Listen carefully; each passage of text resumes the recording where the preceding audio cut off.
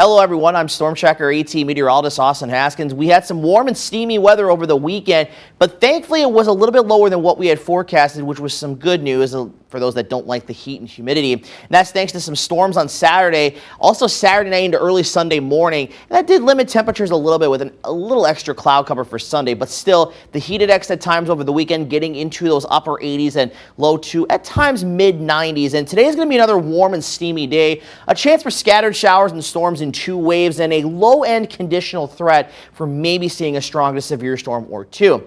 But the rest of the week following today, cooler, less humid weather with little to no rain in the forecast. And as of right now, the weekend, sunshine, some clouds around, and relatively seasonable for mid to late July. So after today, the forecast is going to be pretty quiet for several days and less humidity too. So certainly we'll take that. So we're watching a cluster of rain and storms this morning in Minnesota that's getting closer to our area as of about 7 a.m. And the forecast is for this to continue to weaken and potentially even completely fizzle out as it gets into our area.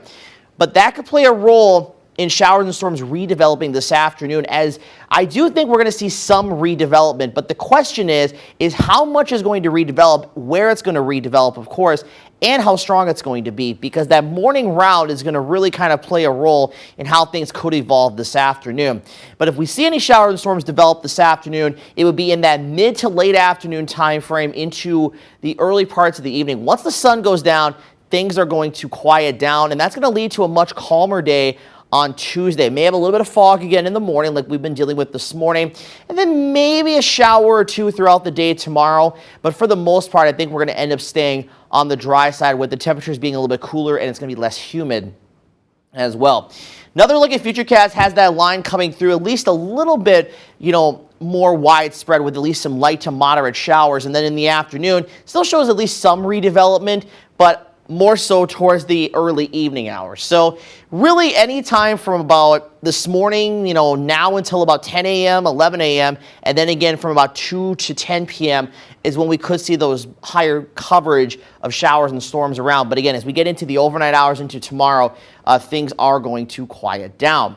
Now, with that being said, we do have a marginal risk that's a level 1 out of 5, as you can see on the legend up here, for an isolated strong to severe storm or 2 this afternoon and this evening, and that's for the areas in green. The areas in yellow, that is a level 2 out of 5 risk, which includes Wisconsin Rapids, Black River Falls to Galesville, Winona, and areas south and east. That's where we could see a few more showers and storms possibly turn strong to even severe.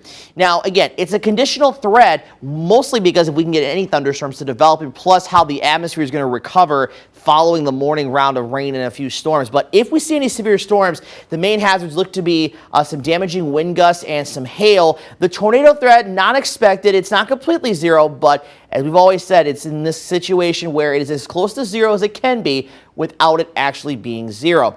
And this will update throughout the day. So, of course, be sure to check our social media pages for any updates if the severe risk has either dropped and or increased. So we'll keep you updated on that throughout the day. Now, the other thing, too, is once we get past today, we're going to say goodbye to the humid weather for several days. In fact, you can see here, we go from the steamy category today, so low to maybe some mid-70s in those dew points.